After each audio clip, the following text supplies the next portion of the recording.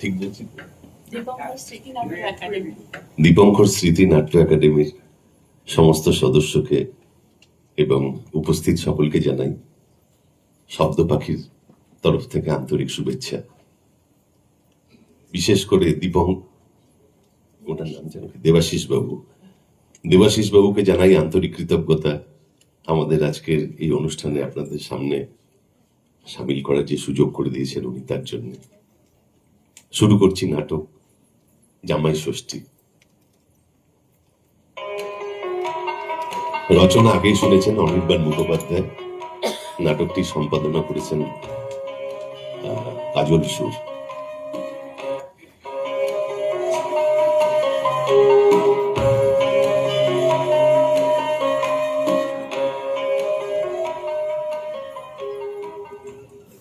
অনিন্দ, এই অনিন্দ, শুনছো? ওই শুরু হয়ে গেল। কি বলছো? বলছি উপায় কি? উপায় কি মানে? মানে না শুনে উপায় কি? ঘাড়ে তো একটাই মাথা। বাজে কথা রেখে আগে বলো তো, তোমার হয়েছে? হ্যাঁ, হয়ে এসেছে। কই দেখি তো কেমন হয়ে এসে। এই খেয়েছে। কোথায় হয়ে এসেছে? যেমন কাগজ নিয়ে বসেছিলে তেমনি তো বসে আছো, ওঠোনি আর বলছো হয়ে এসেছে। এই তো আর একটুখানি, এই প্যারাগ্রাফটা শুধু বাকি আছে, হয়ে এসেছে। আমি তোমার এই হওয়ার কথা বলিনি তো তোমার কাগজ মুখস্থ হলো কিনা তা নিয়ে আমার কোনো মাথা ব্যথা নেই। জিজ্ঞেস করছি তুমি রেডি হলে কিনা। ও, আমি আর রুকু কিন্তু রেডি। সে তো এক্ষুনি হয়ে যাবে। অবশ্য হয়েই বা কি হবে? কেন? এই ব্যাপারটা না আমার ঠিক ভালো লাগে না। কোন ব্যাপারটা? ভেটকি মাছের মতো মুখটা ভেটকে না রেখে ঝেড়ে কাশো না বাপু। কি তোমার ভালো লাগে না? আরে এই রেস্টুরেন্টে ওই জামাই ষষ্ঠী পালন করার ব্যাপারটা মানে কেমন যেন না ঘর কা না ঘাট কাগজের একটা ব্যাপার। বাঙালি খাবার, অনেক রকম পদ, কিন্তু কোথায় যেন সেই ফিলিংসটা মিসিং। মানে ঠিক হয়েও যেন হলো না গোছের একটা ব্যাপার। তা কি হলে তোমার ঠিক হলো গোছের বলে মনে হতো? হ্যাঁ, এই যেমন ধরো আমার বাবা মেসোদের সময় যেমন হতো আর কি। আরে তুমি দাঁড়িয়ে কেন? বসো না, বসো বসো বসো। হ্যাঁ, সকালে উঠে না বাবা একটা ধাক্কাই পাড়ওয়ালা ধুতি আর গিলে করা আব্দির পাঞ্জাবি পরে এক হাতে হাঁড়ি, এক হাঁড়ি রসগোল্লা আর এক হাতে আমাকে ধরে মাকে সঙ্গে করে নিয়ে যেত শ্বশুর বাড়ি। আর খাওয়া, ওফ, সে কি খাওয়া! 20-25টা মাছ তো খেতই। একটু কম করো। আহা, 20-25টা না হোক, 10-12টা তো হবেই। হ্যাঁ, কি হলো? আর একটু কম করো। আরে বাবা, 4-5টার কমে মোটেই হবে না, সে তুমি যাই বলো। আর কত রকম মাছ, 8-10 রকম তো হবেই। এটাও একটু কম করো। ধুর, তুমি তো আমাকে কিছু বলতেই দিচ্ছ না, আমার কথার ফ্লোটাই নষ্ট করে দিচ্ছ। আমার খেয়েই হারিয়ে যাচ্ছে। দেখছো একটু নস্টালজিক হয়ে পড়েছি, ইমোশনটাই দিলে তো নষ্ট করে। বেশ, তুমি যত খুশি নস্টালজিক হও, ইমোশনাল হও, কিন্তু ঘড়িটা দেখে। হ্যাঁ হ্যাঁ হ্যাঁ, আমি দেখেছি, এখনো অনেক সময় আছে, ওরা আসুক না, আমি গাড়ি নিয়ে তার আগেই পৌঁছে যাব। হ্যাঁ, যেটা বলছিলাম, মাছ, আহা, চিংড়ি মাছের মালাইকারি, ভাপা ইলিশ, কই মাছের হরগৌরি, বড় বড় পাবদা মাছের ঝাল, তপসে মাছের ফ্রাই। ইস, বলতে বলতে না আমার জিভে একেবারে জল এসে গেল গো। বুঝলাম। তা আর 5টা? কি 5টা? না না, বললে তো 10-12 রকমের মাছ হতো, সবে মাত্র 5টা হয়েছে। আরে অন্তত 5টা মাছ তো বাকি রইলো, তাই বলছি। আহা, এরপরে তো মাংস রয়েছে, পাঁঠার মাংস, ডিমের টেবিল, দই, মিষ্টি। কোথায় হারিয়ে গেল সোনালি দিনগুলো, সেই আজ আর নেই। তোমার এই ইমোশনাল নস্টালজিয়া পর্ব কি মিটেছে, নাকি আজ সারা সকাল ধরে চলবে? তাহলে বলো, শাড়ি টাড়ি ছেড়ে আবার রান্নাঘরে ঢুকে। আরে না না, তা কেন? না না, ভাত বসাই, খেতে তো হবে। আর ফোন করে মাকে বলে দি তোমার জামাইয়ের নস্টালজিয়া পর্ব চলছে, তাই আসতে পারছে না। তোমরা না এসব ঠিক বুঝবে না, আসলে কখনো দেখোনি তো। তাই নাকি? তা আমরা মানে? তোমরা মানে ওই বাঙালরা আর কি। এসব জামাই ষষ্ঠীর খাওয়া না সব সাধারণত গটিদের বাড়িতেই হয়। হ্যাঁ, তোমরা এর মর্ম কি বুঝবে? বাজে কথা একদম বলবে না, বুঝেছো? আহ, এত বছর ধরে জামাই ষষ্ঠী খেয়ে এলে আর এখন বলছো বাঙালরা জামাই ষষ্ঠীর মর্ম বোঝে না? বোঝে নাই তো। এই যে সব মাছের গল্প করছিলে, কোথা থেকে শিখলে সব মাছ রান্না? ইলিশ মাছ রান্না করতে জানতে? হ্যাঁ, হ্যাঁ, খেতে তো শুধু ইলিশ মাছ ভাজা আর তেল দিয়ে ভাত।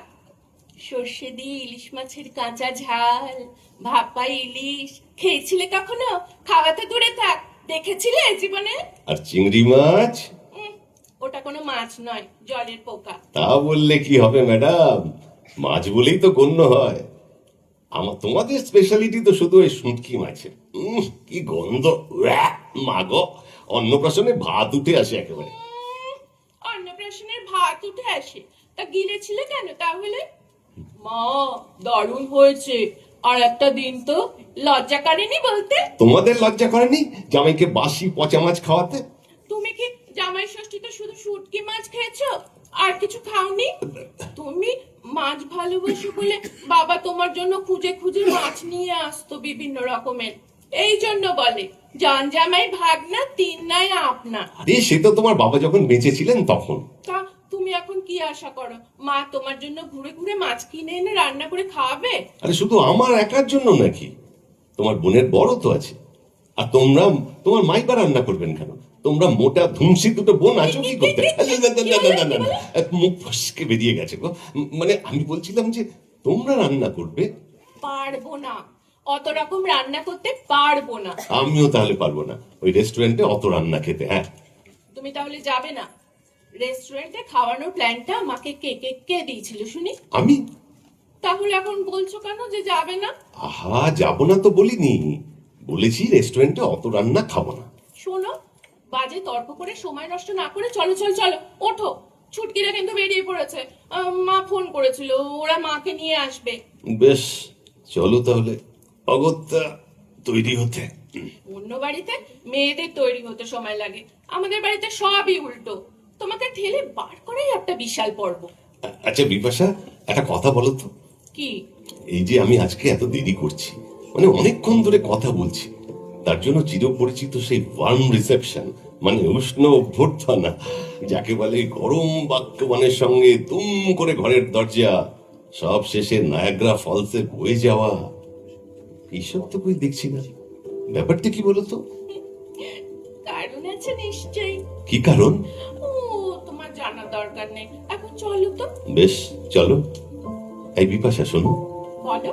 বলছি কি, ওই মিষ্টির হাঁড়িটা না আর ওই রেস্টুরেন্টে নিয়ে যাবো না, কেমন যেন বোকা বোকা লাগে। পরে তোমার মাকে গিয়ে একদিন দিয়ে আসবো। জানি। জানি মানে? কি জানো? তুমি কাল অফিস থেকে ফেরার পথে মাকে মিষ্টি দিয়ে এসেছিলে। এই তুমি কি করে জানলে? মা ফোন করে আমায় সব বলেছে। সব বলেছেন মানে? আর কি কি বলেছেন? ও ও, সেটা আমি বলতে পারবো না, আমার মা বলতে বারণ করেছে। আমাকেও বলবে না? উম, বেশ, আমিও এরপর থেকে তোমায় আর কিচ্ছু বলবো না। বলতে তো আমার খুবই ইচ্ছে করছে, আসলে কথাটা শুনে এত আনন্দ হয়েছে না। তাহলে বলেই ফেলো না। মা বলেছে আজকে জামাই ষষ্ঠীর খরচের জন্য তুমি মায়ের হাতে 5,000 টাকা দিয়ে এসেছো। বলেছো কেউ যেন না জানে। মা তোমায় বলে দিলেন? মা কত আনন্দ পেয়েছে জানো, আনন্দে কেঁদে ফেলেছে। বলেছে অনিন্দ আমার জামাই নয়, আমার নিজের ছেলে। সত্যি তো? মা কোথা থেকে পাবেন বলো তো, আমি না দিলে? তাই তো। বাবার ওই কটা টাকা পেনশনের, তা দিয়ে মা কখনো পারেন এত ঘটা করে জামাই ষষ্ঠী করতে? তাই তো এই রেস্টুরেন্টের প্ল্যানটা না আমিই করেছিলাম, টাকাটা আগে মায়ের হাতে দিয়ে আসবো বলে। দেখো, ছুটকি তো নতুন বিয়ে হয়েছে, ছোট ছোট জামাইয়ের কাছে মায়ের একটা সম্মান আছে তো। আর আমি বড়, আমাকেই তো দেখতে হবে মায়ের সম্মানটা, তাই না? তোমার প্রতি শ্রদ্ধাটা না আমার আজ অনেক বেড়ে গেল গো। আর সেই জন্যই তুমি আজ দেরি করলো, আমি কোনো রাগ করিনি। তাহলে জনজামাই ভাগনা, ভালোবাসলে সবাই আপনার। তাহলে চলো আজকে একটু ভালোবাসাবাসি হয়ে যাক। একদম দুষ্টুমি করবে না, আমার সাজ হবে। তাহলে চলো বাঙালের জামাই ষষ্ঠী খেয়ে আসি। ভালো হবে না বলে দিচ্ছি, ভালো হবে না। ভালোবেসে সখী নিভৃতে যতনে আমার নামটি লিখো তোমার মনের মন্দিরে। এই চলো চলো চলো, দেরি হয়ে যাবে। চলো চলো চলো। নমস্কার। অসংখ্য অসংখ্য ধন্যবাদ কাকলি চৌধুরী এবং গোপাল চক্রবর্তী মহাশয়কে। এখন স্মারক তুলে বরণ করে নেবে দেবাশিস সেনগুপ্ত। গোপাল চক্রবর্তী মহাশয়কে বরণ করে নিচ্ছেন।